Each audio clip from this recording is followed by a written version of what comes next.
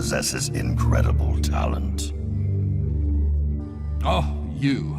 Don't surprise me like that. You mean Axel's imitator ability? Yeah. I have no idea how he does it, but it's our secret weapon. Without him, we wouldn't work half as fast. But his talents are wasted as things stand. What? What do you mean? Would you be willing to place a wager on my little idea?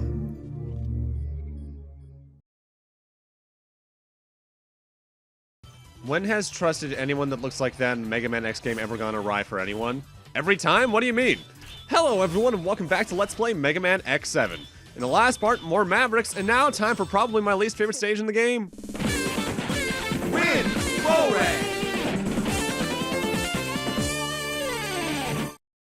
Sort of. I have a lot of least favorite stages in this game for one reason or another, but Wind Crowrang stage is easily, at least the first half at least, is some of the worst platforming in the game. Not just because of actual challenge, but because the control here is a little bit iffy.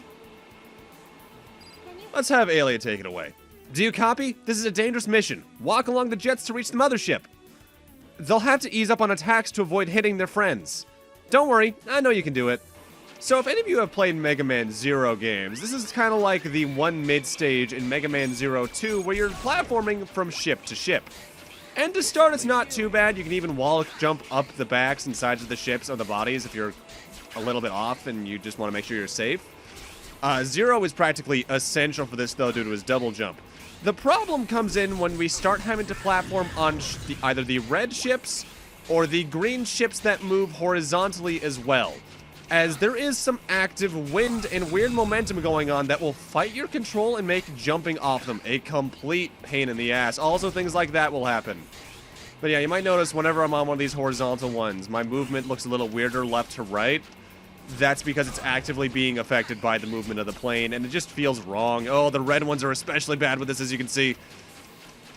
And that wouldn't be too bad if, say, the only thing you could get on these were Reploids, and the Reploids, as they are pretty forgiving in terms of their collection hitbox.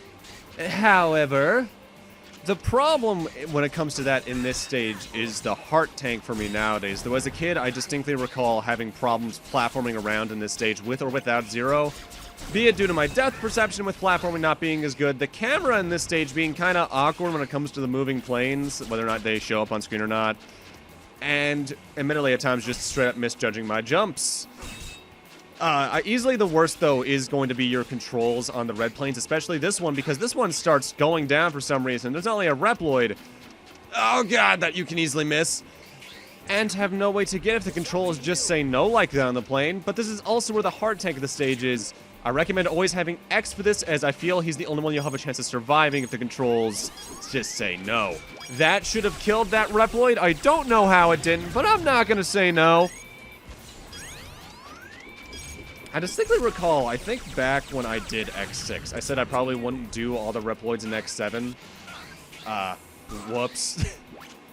I should have figured future me would have been willing enough to do it because I like giving myself pain sometimes, apparently, through my LPs.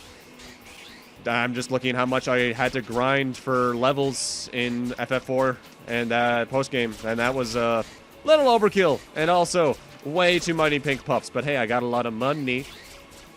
With that said, we're now at least done with that section, like that actual mid-stage in Mega Man Zero 2. The latter half of it is taking place on a giant mothership once the loading decides to finish. Okay, I don't know why that cutscene went on that long. Oh, well. Now, the mothership itself is divided into two sections, the outside and the interior. Let's see. A path into the heart of the mothership. Got it! Go through the shutters between the two cannons. But first, you'll have to beat the cannons and the gatekeepers to break the lock. Alright, so this is a pretty straightforward section. We got two giant energy cannons, and eventually a bird enemy will spawn that we need to kill. We need to take them all out in order to progress. Thankfully, with or without X, you're always going to have a long-range character with you. It's just that X is probably preferable for this because, well, his charge shot means you're mashing the button less, and not everyone can mash super hard due to whatever reason. With that said, once you take out the two cannons, a weird flying mechanoids gonna spawn that you need to take out in order to actually move into the door. And my base strategy is to just mash when I'm near it. It tries to do some close and long-range combat, but long range you're gonna be safe from basically anything it can throw at you, so that's just generally the preferable option. With that said, this thing is pretty fast in terms of movement, and sometimes it can just dodge straight out of the way of the charge shot. So this, I guess, is an enemy where Axel might be preferable. I honestly seldom do that, though, because just look at how good the charge shot is in this game. Ready? Once we get inside, things are pretty standard, honestly, relatively. It's hallways with enemies, that's about it, and you can just go straight by a lot of them. That's probably the biggest problem with 3D in Mega Man, at least in the way this game wants to do it. You can avoid basically every enemy, and because of that, the stages feel either too easy, too uninteresting, or otherwise. In a 2D game, you're forced to fight them in some regard, or at least figure out a way around them. In 3D, you can just literally just walk to the left or right of them and you're pretty much fine. Also, this next Reploid is one of the most dickishly placed in the game because that spider robot over there will almost definitely be in a place where that Reploid can get hit, in my experience. The only way I've really found to avoid that is to jump before I get there and be as high as I can when I get close to it, because then it tries to shoot you. But yeah, otherwise that sucks. Also, that right there is an extra life. There's only like 2 or 3 of them in the actual levels this time around. And this camera angle is not very conducive to 3D platforming. Oh, hey, B. I feel that's also the problem with the 3D in this game, because the enemies are all very samey and you can go around most of them. What could have unique mechanics ends up just being very samey at the end of the day. And I know Mega Man games are generally run and gun, so there's always an element of sameness, but it feels worse in a game like this, if that makes sense. With that said, comb to the left over here to find the 4th and final Dr. Light capsule with this route. X, these custom parts are for you. With these parts, you'll be able to use Giga Crash. Activate it by pressing the L1 and the R1 button at the same time. But I hope nothing so bad happens that you will end up seeing this message. So I know we've seen this in one of the other games. I forget exactly which off the top of my head because these games have been done over such a long period of time. But now we have a screen nuke.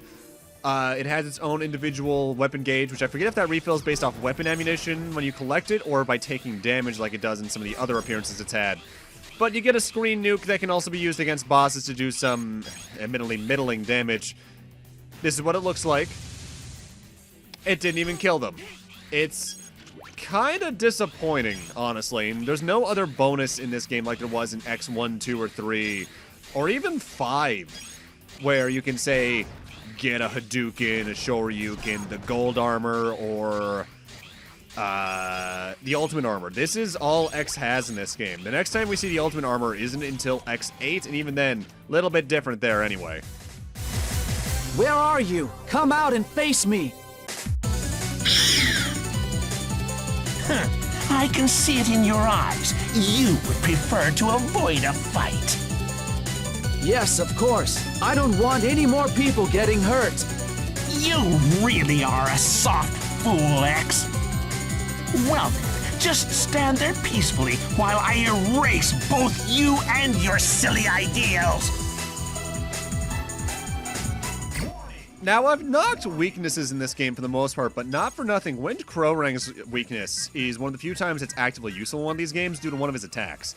You see, for half the fight, more or less, Crowrang likes to stay in the back where only the long-range characters can hit him, in which case he'll throw his various blades at you. Sometimes he'll fly down to the platform trying to land on you with a spinning attack, and from there either do like a 1, 2, 3 combo with his blades, or he'll sit there charging for a giant wave of energy that can only be avoided either by hitting him with his weakness, which is why the weakness is so useful here, or by going to the far left side of the ship where there is a beak for you to stand on. In a way, this guy really is almost just sort of Storm Eagle the sequel, but I'll admit he's one of the few bosses in this game I actively find fun to face because his weakness feels useful without being borderline broken like they can be in the classic games. Because honestly, at the end of the day, that's why I tend to prefer X to classic Mega Man, at least in terms of their boss designs. As if they do get weakness chained, A, they don't get taken out in 6 seconds. B, they still use their attack pattern. With that said, the weakness, the sniper missile can only hit Wind Crowrang while he's near the ship. While he's far in the background, it can't do really anything of value against him. So the weakness use here is situational, yes, but at least there is one compared to most of the other special weapons in the game against boss fights. But that's the next Maverick down. I think we only have one left. Yeah, we only have one left, because Vanishing Gungaroo is all that's left. And for beating him with X and Axel, we're going to get Wind Cutter. This weapon releases a boomerang that slices through enemies that come within its trajectory. It's sort of like the boomerang weapon from X1.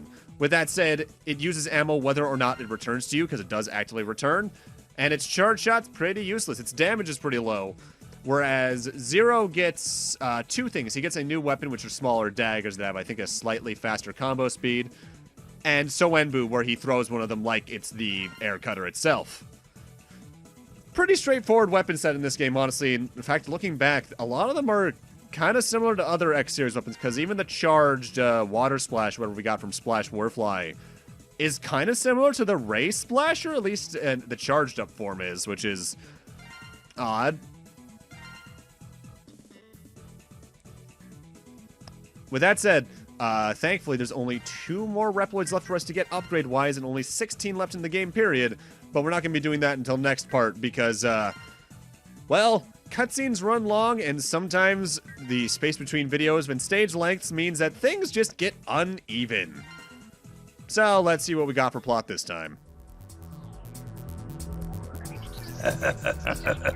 You see that? This is what one can do with DNA data. Amazing. I had no idea that DNA data could provide so much power. You're incredible. Well, I hope I've proven my abilities to you. But this is only the beginning. If you give me the chance, I can make you invincible. What? You mean I could be even stronger? Absolutely. But in order to do so, we'll need the mouse that ran away. He must collect more data, and then I will make you the strongest hunters that ever lived. But that won't work. He'll never come back. We've set him free. And as for our power, we have quite enough. I thank you truly, but we already are undefeatable. You don't need any more power, huh? Well, that can be true in your case. But he still has an unfinished job. What's that supposed to mean? An unfinished job? There is vital data still missing. The most powerful Reploid data is not yet in my hands. You used us. And Axel? We've had enough of this. We won't search for him for you. And we won't attack any more innocent Reploids. Not one!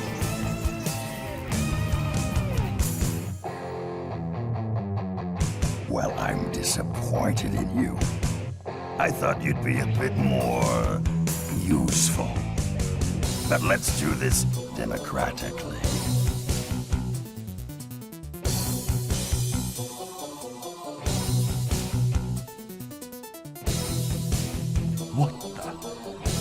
What's wrong, guys? What are you doing?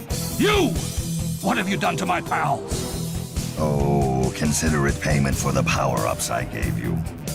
Well, what'll it be? If you don't follow my orders, they'll never return to normal.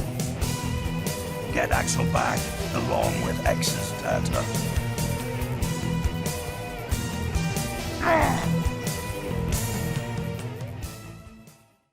God, Sigma's voice in this game really does approach Dr. Claw every now and then, doesn't it? Either way, with that, I'm going to need to end this off here. Thank you guys for watching, and in part 7, the final Maverick, if memory serves. See you guys then.